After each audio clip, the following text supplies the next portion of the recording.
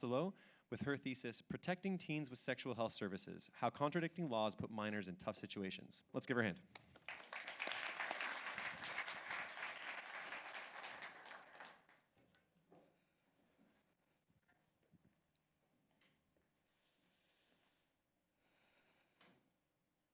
I'd like to start off by talking about something we can all relate to a little bit more than teen pregnancy. Does anyone else have that never-ending list of responsibilities to take care of? Maybe things like schoolwork, jobs, sometimes even just making sure there's enough gas in your car. Now, I know I'm only in high school, but I do know a little something about the responsibilities of teenagers. As you know, I've completed my thesis and now I'm presenting it to you, hoping you see the point to sitting here listening to me talk for 20 minutes. This year, I spent around 2,400 minutes, or 40 hours, writing this paper. It's 6,000 words and 6 times that many characters, along with my blood, sweat, and tears. It was almost a full-time job, alongside my other classes and my actual job. Now let's talk about the responsibilities of an expecting mother. They have to constantly undergo tests and health exams to make sure both the mother and the baby are doing well. Once per month in the first trimester, twice per month in the second, and weekly in the final trimester. They also have to eat well, take tons of vitamins, and add the responsibility of pregnancy to their daily lives. If you want to know about the responsibilities mothers have after pregnancy, just ask any of the moms sitting in this room. Or think back to growing up. Our mothers not only took care of their own responsibilities, but somehow found a way to help us through all the challenges we faced. Moms, expecting or not, make my thesis look like a piece of cake. I like to think in 10 years, once I have a solid career and a loving husband to support me, maybe I'll be ready to be a mother. Definitely not before even graduating high school. But there are teen mothers who have to juggle all these things. In Texas, there are laws that restrict teens' access to many of the health services available, despite them being of the age to consent. The age of consent in Texas is 17 years old, meaning any person 17 or older can legally have sex. Those who choose to have sex are now faced with the chance of unplanned pregnancy and have an elevated risk for contracting a disease such as cervical cancer.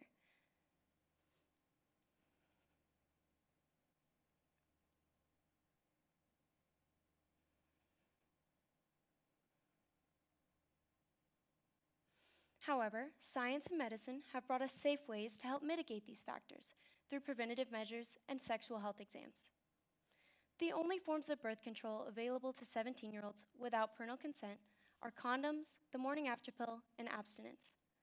Minors have legal access to harsh medication like the morning after pill, but are still unable to get birth control. It's like handing someone a loaded gun instead of giving them a way to avoid using it in the first place. While abstinence is the best way to avoid an unplanned pregnancy, it's not always common among teens, and condoms can break easily. Teens do have access to some preventative health exams, such as pregnancy testing and STD testing. However, these don't completely cover the potential health risks of sexually active teens. Some of the most important preventative measures and treatments are denied to sexually active 17-year-olds without parental consent. This includes birth control, both invasive and non-invasive. Invasive forms of birth control require a doctor to either insert a device or implant one surgically. Non-invasive forms of birth control include the birth control pill and the birth control patch. Teens are also denied access to some key health exams, such as the Well Woman exam, which has 4 main parts: health history, clinical breast exam, physical exam, and pap smears or pap testing. These are all crucial in identification of diseases and other health issues that could otherwise go untreated. The Texas Family Code places limitations on the medical choices 17-year-olds have, restricting the medical services and treatments they can access until they turn 18, despite the state's age of consent law. Minors' parents have control over their medical decisions until they turn 18. However, if a parent is unwilling to help their teen get contraceptive care they need, these teens face tremendous health risks.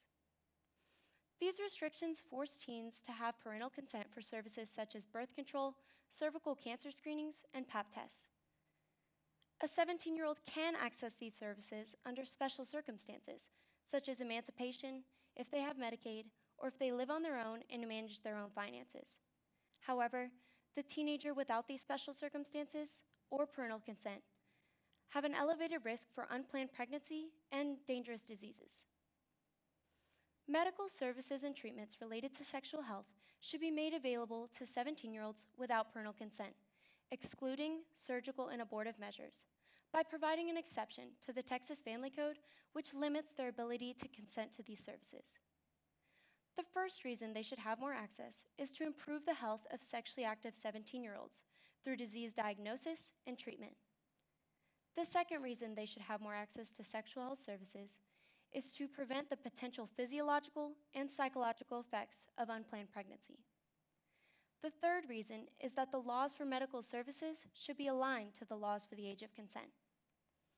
One of the biggest issues that can arise from these limitations is the risk for more undiagnosed health problems in sexually active minors. The Healthy Texas Women's Program is one of many that offers women's health services at a lower cost. Some of the most beneficial services these organizations have are offered in the 4 sections of the Well Woman exam: health history, clinical breast exam, physical exam, and pap smears or pap testing. Dr. Catherine Deckel, an internal medicine physician at Piedmont Physicians Group, highlights the benefits of seeing a gynecologist for a Well Woman exam in addition to regular checkups by saying, they have extra training in pelvic exams, menstrual regularity, birth control, and pap smears. I think it's important to have that relationship and make use of their expertise. Another OBGYN from Piedmont Atlanta Hospital, Dr. Nancy Cook, explained she and her colleagues are there to help address the major health issues women need to be aware of, and that they are there to care for them through all stages of life. The Well Woman exams these doctors perform are especially recommended once women become sexually active. However, as a minor aged 15 to 17, a parent or guardian must apply for these benefits on their behalf. It's not always easy or even possible for teens to talk about sex with their parents if their families are completely against it. 17-year-olds need to have access to these preventative exams to protect their health without the requirement of parental consent. The health history section of the exam gives teens and other women the opportunity to have open, honest conversations with doctors who specialize in sexual health. Teens would be able to work through some of their biggest struggles, whether it be drug and alcohol abuse, depression symptoms, or even just embarrassing sexually transmitted infections. These visits are confidential between the patient and the care provider, giving teens a great resource that could help them in the long run. 2 essential screenings that occur during the exam are the clinical breast exam and the physical exam. The clinical breast examination is one of the most important screenings that can be done to detect signs of breast cancer in women. This exam is recommended once women reach the age of 21, unless they are already sexually active. The final section of the Well Woman exam is the physical examination, which is also where the pap smear is done. This exam is performed to find any possible signs of ovarian cysts, uterine fibroids, or sexually transmitted infections. A pap smear is then done to detect any abnormal cell changes that could lead to cancer. This simple exam could provide early detection of cervical cancer, which in 2018 killed around 4,000 women in the US. Many of the risk factors for cervical cancer come from sexually transmitted diseases, such as HPV or chlamydia infection. Once women become sexually active, pap smears become a crucial part of their yearly exam because their risk for contracting a disease such as cervical cancer goes up. By providing 17-year-olds access to these health exams, they'll be able to protect themselves by identifying health issues early and getting the medical treatment they need. Another issue that can arise from placing limitations on the medical services available to teens are the potential physiological and psychological effects that can come from unplanned pregnancy. Pregnancy and creating life is a beautiful gift that should be cherished. However, most teens are not ready or planning for the responsibilities that can come from parenthood. While ideally all teens would have a strong faith in God, giving them a solid foundation to wait for sex until marriage, this is not always the case. We can either educate sexually active teens on the front end or have to come alongside them after the fact. At this age, 17-year-olds are more likely to have sex. It has been reported that around half of juniors and almost 60% of seniors enrolled in U.S. high schools have had sex. On a broader scale, the teenage pregnancy rate in the U.S. is 4 times the rate in the Netherlands and 3 times the rates in Germany and France. These countries, with lower pregnancy rates, have similar age of consent laws, but offer liberal contraceptive coverage, allowing teens to receive free birth control services. In the US, 21 states and the District of Columbia allow minors to receive contraceptives without parental consent. Texas is not one of these 21 states. A 2010 study showed that the number of pregnancies for teens aged 15 and 17 in Texas was the second highest in the nation. Shockingly, over 22,000 pregnancies at a rate of 40 pregnancies per every 1,000 teens. That amount of kids equals the entire population of Butte, Texas, plus 3,000 more kids. Everyone has different beliefs, and some parents are not always on board with helping their teens get contraceptives, but this hasn't stopped them from having sex. One study of girls younger than 18 revealed that 70% of their parents refused to give consent for birth control. Of the girls in this study, 1 in 5 said they would just stop using birth control, and only 1% said they would stop having sex. One of the biggest psychological effects of unplanned pregnancy is seen in the struggle teen mothers face to finish their education.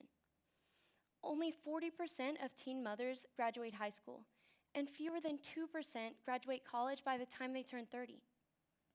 By becoming pregnant too soon, teen mothers struggle to finish their education while caring for their child, and eventually, most are forced to give up schooling. Pregnancy at a young age can not only negatively impact teen mothers' education, but it can also be a detriment to their children's. Only about 2/3 of children born to teen mothers graduate high school, compared to 81% who graduate with older parents. Their children are also 50% more likely to repeat a grade and more likely to drop out of high school than children with older parents. Another unfortunate impact of unplanned pregnancy is seen in the effect it has on the economy and your average taxpayer. Teen pregnancies and births cost the average taxpayer around $1,700 per year. To put this in perspective, there were approximately 210,000 babies born to teenagers aged 15 and 19 in 2016. This means that year taxpayers spent around $350 million on teen pregnancies, where that money could have been used to provide over 182 million meals to those in need. However, 1 year's supply of birth control is 9 times cheaper than 1 teen pregnancy. Providing birth control services to 17-year-olds will put U.S. taxpayer money to better use. While teen pregnancy can affect people from all walks of life, these challenges are heightened in minority groups. On average, the teenage pregnancy rate among minority groups is higher than that of white communities, 27% greater in African American groups, and 13% greater in Hispanic groups. Furthermore, non-use of contraceptives or inconsistent use is higher among minority groups with less education, lower income, and less insurance. A staggering 2/3 of families started by a teenager become poor, and almost 1 in 4 become dependent on welfare. Instead of putting teens on this uphill battle, providing birth control services will help end this cycle of poverty. By providing birth control to 17-year-olds, they will be able to avoid the potential physiological and psychological effects of unplanned pregnancy. The final reason they should have more access to medical services is that the laws for medical services should be aligned to the laws for the age of consent. While teens are considered minors until they turn 18, there are special situations where 17-year-olds are treated as legal adults. Consent for sex is one of these situations. Another example is the Texas criminal justice system. Regardless of the crime, once teens reach the age of 17, they are placed into the adult criminal justice system and lose any of the rehabilitative services offered by the juvenile justice system. In 2015, 22,000 teens were forced to enter the adult criminal justice system, with most of the offenses being nonviolent arrests. That amount of kids is over 2 times the number of students enrolled in TCU in Fort Worth. 17-year-olds can face the harsh reality of the adult criminal justice system, just as they can face the incredible task of becoming a parent while they're still in high school. Minors that are given adult rights and consequences in some areas, but treated as children in others, face an enormous wall created by these contradicting laws. Since 17-year-olds are given the adult right to consent to sex, they must be given the resources to manage it safely, just like any other adult. If a 17-year-old can be considered as competent as an adult in their crimes, how can they not be eligible to get birth control services if it's legal to have sex at that age? At this age, 17-year-olds are also about to graduate high school and will soon be picking the college they will spend their next 4+ years. On average, students graduate college with around $37,000 in debt. That's the same price as a Tesla Model 3 car or part of a down payment on a house. We expect teens to make this life-altering decision, take on thousands of dollars of debt, yet we don't consider them mature enough to get birth control. If anything, teens seeking medical services are thinking responsibly. They're legally allowed to have sex. However, most people's solution to stopping them is restricting access and withholding consent. The real solution is fixing the fault in our laws, allowing teens to consent to sex, but not allowing them to consent to medical services to protect their health. Some people assume that by providing birth control services at younger ages, more teens will be encouraged to have sex at younger ages. However, studies like the one performed in Massachusetts high schools have proven that increased contraceptive care doesn't increase the amount of sex teens have. In this study, schools with condom programs had students report having sex 7% less than schools with no condom programs. Providing facts and ways to stay safe is not what enables teens to have sex. It's actually what helps them learn to protect themselves.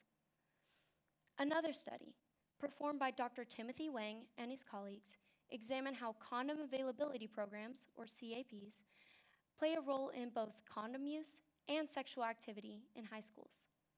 Their findings were based on 8 different studies, done in both schools with CAPs and schools with no condom programs. Results from 5 of the schools showed no increase or decrease in sexual activity. However, the other 3 had significant reductions, with one school having a staggering 86% decrease in the risk for teens initiating sexual behavior. This crucial discovery proves that teaching teens about sex and giving them contraceptive options doesn't have negative effects. These programs have actually been shown to decrease sexual activity in some high schools. I've given you a lot of data, plenty of numbers and percentages to prove my point. But now I want to talk about why I believe there needs to be change. Let's use an example of something we may have all experienced: bullying. Today, this harassment can come from anyone sitting next to you to someone sitting behind a screen connected to the Wi-Fi. There will always be bullying, and it can't be completely stopped. But that doesn't mean we give up. Instead, we find ways to help mitigate the issues, raising awareness for the problem, teaching kids how to defend against it, and giving them protection by monitoring both social media and schools to stop any signs of bullying. While we can't completely stop bullying, we can continue to try to teach kids right from wrong and help those who experience it. The same goes for teenagers having sex. Not everyone does it, but there will always be 17-year-olds who choose to have sex. We try to teach kids that waiting for sex is always the best option, but this world, this country we live in, has thousands of people who don't hold that same belief. Does that mean we give up? We can't completely stop every 17-year-old from having sex, but we can help protect them if they do. We can give them access to contraceptive care and disease prevention exams to help bridge the gap between the laws for consent and the laws for medical services. We treat it as we do any other epidemic. Raise awareness for the problem, teach them how to defend against it, and give them the protection they deserve by allowing teens to access sexual health services at the legal age of consent of 17 years old. Thank you.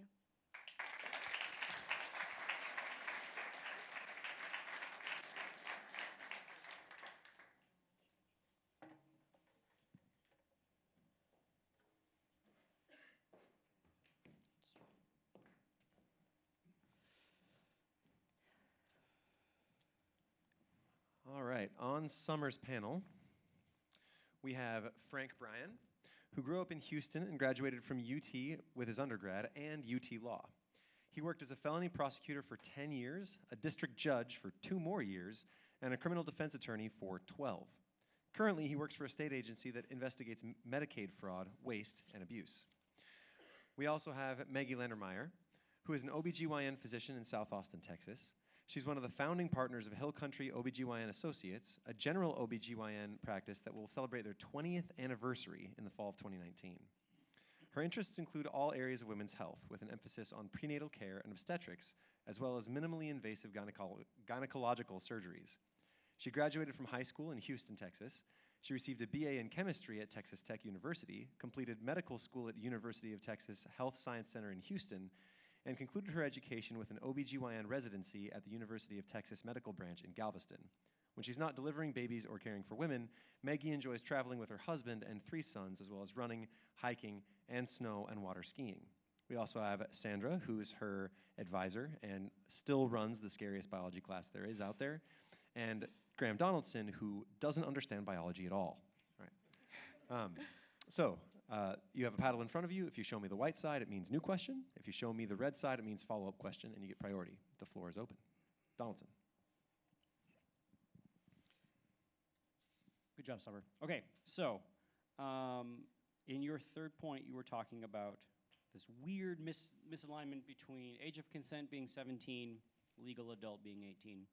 Is the problem not solved if we raise the age of consent to 18?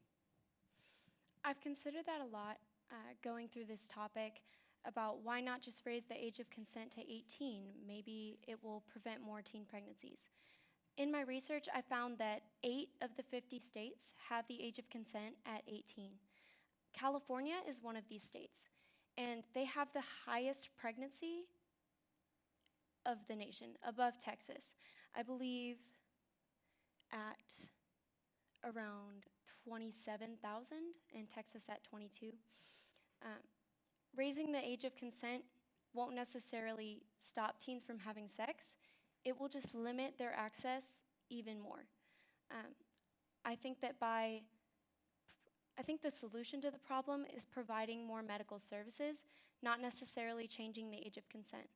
Our laws kind of show the gray area for 17-year-olds, looking at how they're treated as adults in the criminal justice system and then in sex, but every other medical decision they have is under their parents. At 17, as I said, I'm about to graduate high school. I picked a college, I'm going to school, and I'm taking on all this debt. That's a pretty adult choice to me. At 17, I think that they are on the borderline of being adults, or some could argue they are already young adults. Raising the age of consent won't stop sex from happening. It will just limit their access, and I think the solution is more access. Great job, Summer. Thank you. You discussed one of the reasons was because parents aren't going to come alongside their child. Is there something that we could do rather than raise the age or make the two match? Could we do something about the parent-child relationship? I've looked at that as well, and I would say in a perfect world, I would love an environment where all children could go to their parents with their struggles and with their need for more contraceptive care. But we don't live in a perfect world. Psychologists have said that parent-child relationships are based on 3 factors: parents' characteristics, children's characteristics, and the context in which that family operates. This kind of shows the complexity of every family. Not one family is the same. They're all different. They all have different relationships, different barriers to where a child can talk about their problems. I know some kids who can talk about everything with their parents, all the high school drama that happens throughout their lives. But I also know some kids who can't and who don't have that opportunity to talk with their parents. I still think that both of these children should be able to access contraceptive care, despite if their parents are unwilling to help or if they are willing to help. I believe at a certain point, parenting has to shift. Psychologists have talked about at younger ages, parenting is making decisions for those children because they're not old enough. And as I said to Mr. Donaldson's question, 17 is the border of adulthood. We're making very adult decisions, and that means that our parents can't make them for us anymore.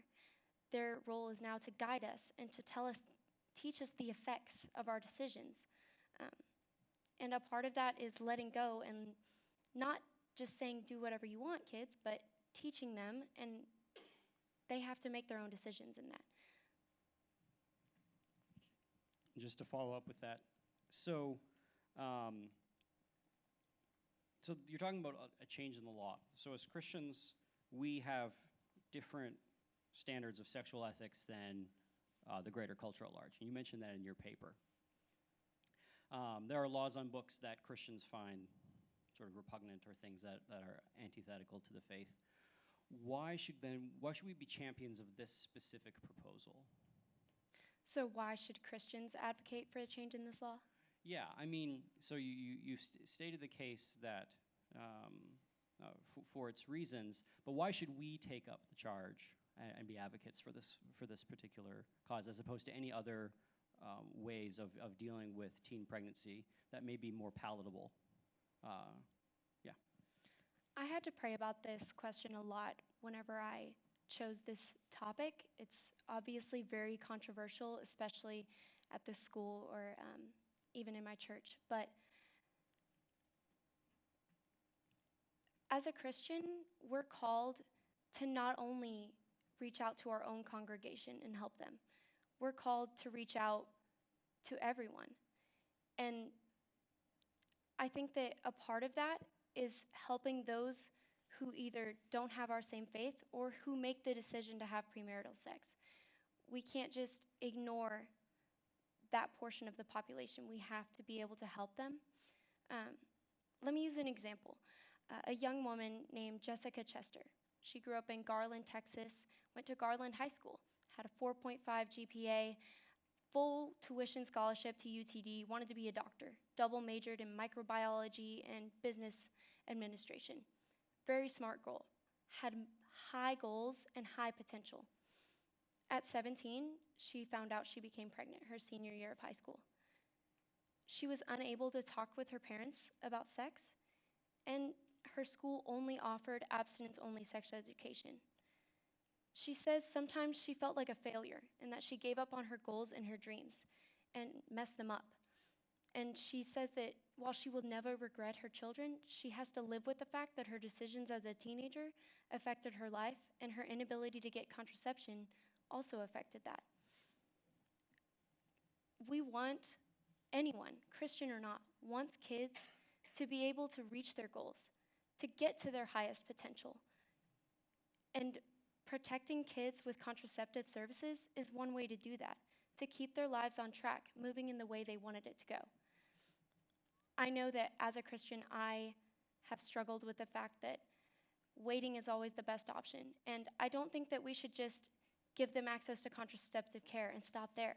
I think we need to continue to express our faith and disciple to them, because once kids have their own belief that waiting is the best and have a belief in God, that's when the real problem is solved.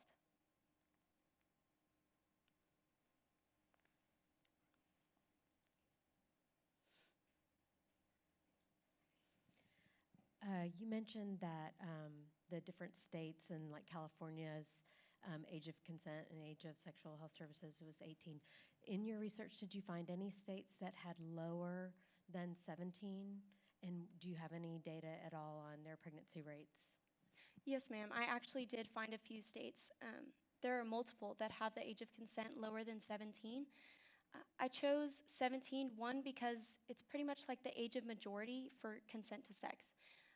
So it's not like Texas's close in age exception or Romeo and Juliet laws. So that's why it's a good age, because they're able to consent to sex at 17 and on. States with lower age of consents, I only found 16 in the US. Abroad, they can be even younger, sometimes 14 or 15. Mississippi has their age of consent at 16, and they have the second highest teenage pregnancy rate in the US. Arkansas is another state with the age of consent at 16, and they're the fourth highest in the nation. So I found that 17 was a happy medium, catering to the 17-year-olds who feel like they're not able to get the services they need, but also not increasing the amount of pregnancy happening. And follow up, I forgot two things. One, really good job. Number two, I just wanted to correct the U.S. Health Preventative Task Force is not recommending pap smears till 21, no matter regardless of sexual activity or not, just for anybody else in the room that's squirming and thinking they need to go get a pap smear right away. But my office is open and you can come. And the follow-up question is, so Arkansas and Mississippi, their age of consent is 16, but then their sexual health laws also stay at 18, is that correct? In my research, I didn't find exactly what their consent for medical services laws were. I did see that their rates were higher. I don't believe from my research I found any states where they could access medical services at 16. The only exceptions I found to those were the ones I mentioned, emancipation, Medicaid, or if they live on their own and manage their own finances. There are also exceptions in marriage and some other more complicated responses to that. But no, for those specific states, I didn't find what theirs were.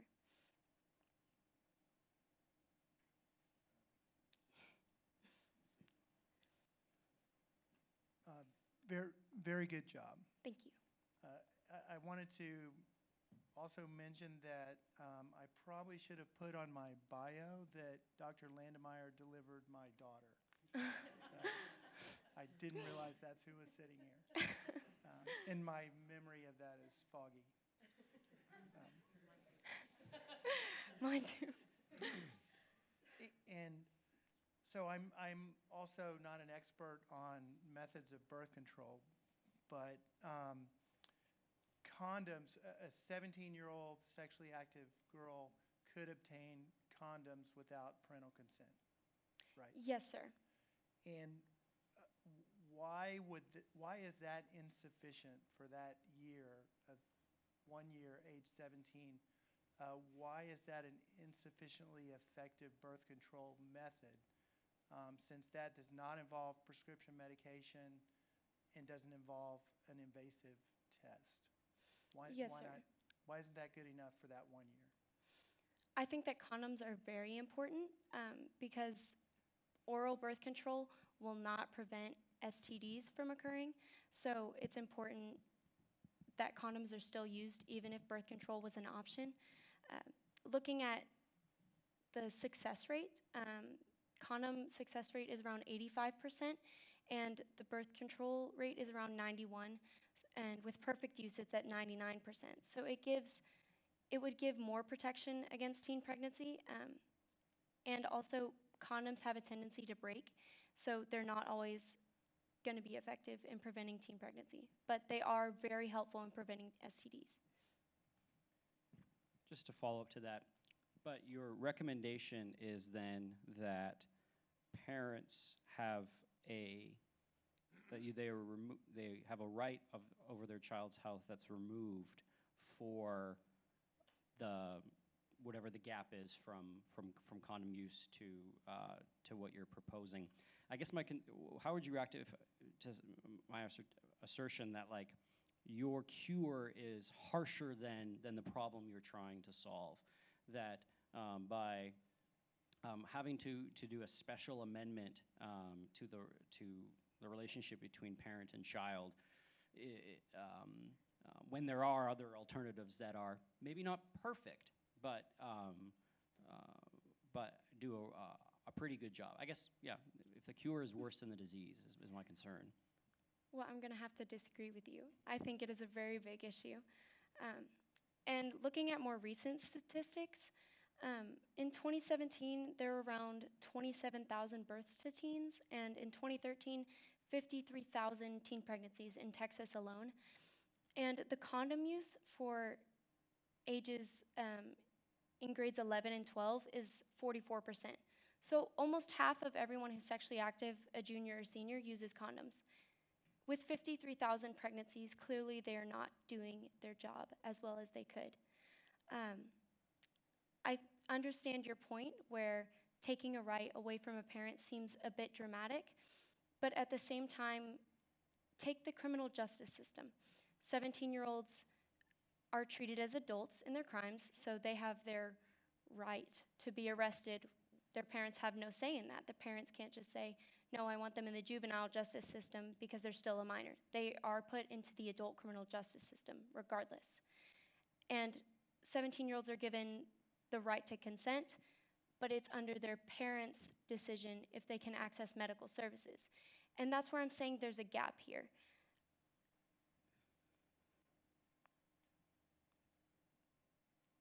No questions?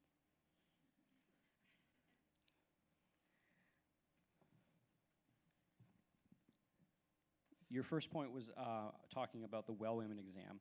Why not just have the well women exam be this part? Why also, or yeah, I guess, did you consider when you're doing your thesis just having the well women exam be something that is available to 17-year-olds apart from also the easier access to birth control? So why did I not just say implement the well woman exam for more health safety than increase access to birth control? Yes. Well, I would say the well woman exam is a very important part of women's health. And I think that the importance of that exam can't be undermined. But at the same time, most of my argument, one of my biggest points is I want teens to be able to go to college. I want them to be able to meet the man they're going to marry and develop that relationship and have children when they're ready. Yes, well woman exams are very helpful in not only teaching teens about safe sex practices, but giving them treatment for STDs. But I think birth control is vitally important for keeping teens' lives moving towards their goals as well.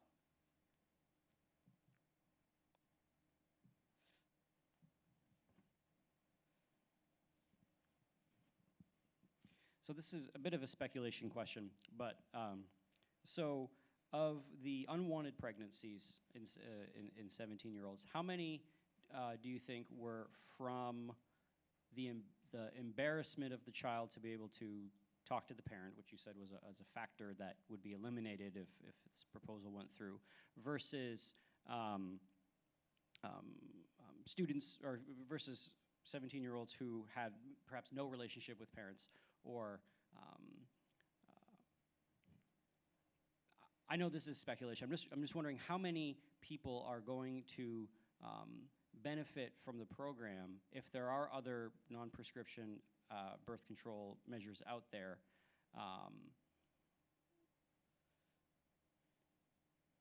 If a 17-year-old is not wanting, for whatever reason, has not got a condom, scheduling a doctor's appointment seems also like a more responsible step, and I'm just wondering how many people are going to be taking advantage of this, and are you actually going to get the benefits that you're hoping for? Taking advantage in what way? Of your program, of being able to go to a doctor's office without having to ask their parents or talk to their parents about it. The CDC says that the high rates of pregnancies are really attributed to a lack in quality prevention and management services and embarrassment and confidentiality concerns, like you said, embarrassment. From my research, around 1/3 of sexually active teens haven't had the opportunity to talk to their parents about sex. And from one of the studies I mentioned in my paper, even when parents were asked to provide birth control services, 70% refused to help their children get consent.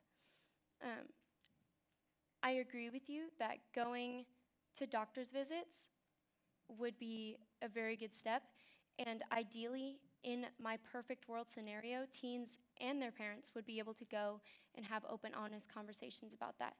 But like I said, these relationships are all dependent on lots of factors that go into their relationships, and it's not always going to be possible for teens to talk about sex with their parents.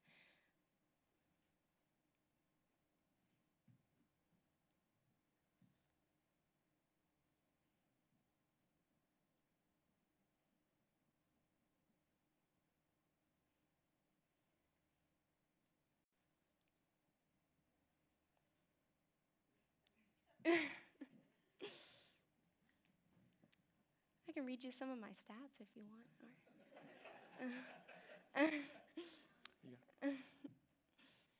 You got it. Did I understand correctly that if you're receiving Medicaid, so if you're a 17-year-old receiving Medicaid, then you can obtain birth control without parental consent? Yes, sir. And, I mean, are there possibly any studies of that population that would show whether, there's fewer pregnancies and so forth? So in that case, saying a 17-year-old, if they have Medicaid, that means that they would have their own Medicaid. If they were under their parents' Medicaid, they wouldn't be able to access it without their consent. I tried to look up those statistics you were talking about, 17-year-olds that live on their own and were able to get birth control, like were their rates lower? And I found that over 46% of 18-year-olds live apart from their parents, and they do have higher pregnancy rates, but those are just for 18-year-olds. There's a lot of other factors in there. And then I tried to find 17-year-olds. So how can they, how are the rates lower? And I found that it was illegal for them to live apart from their parents. But in researching this, I thought it was funny how it kind of showed what I'm talking about, the gray area in the law of 17-year-olds being adults or not being adults. So for a 17-year-old to live on their own, the individual police departments for that county has the right to put them back into the parents' home, but they can also decide if they think the teen's safe, they can leave them there. It's up to the individual police department rather than state mandated. So it kind of just shows me it's sometimes if the police sees that they're fit adults already, they'll leave them where they are, and other times they won't. So it just highlighted that gray area of 17 being adult or minor. So I couldn't find any stats on those who are living alone where it lowered there, because I think it's because it's such a small number who are fully emancipated and living on their own. All right, thank you, Summer.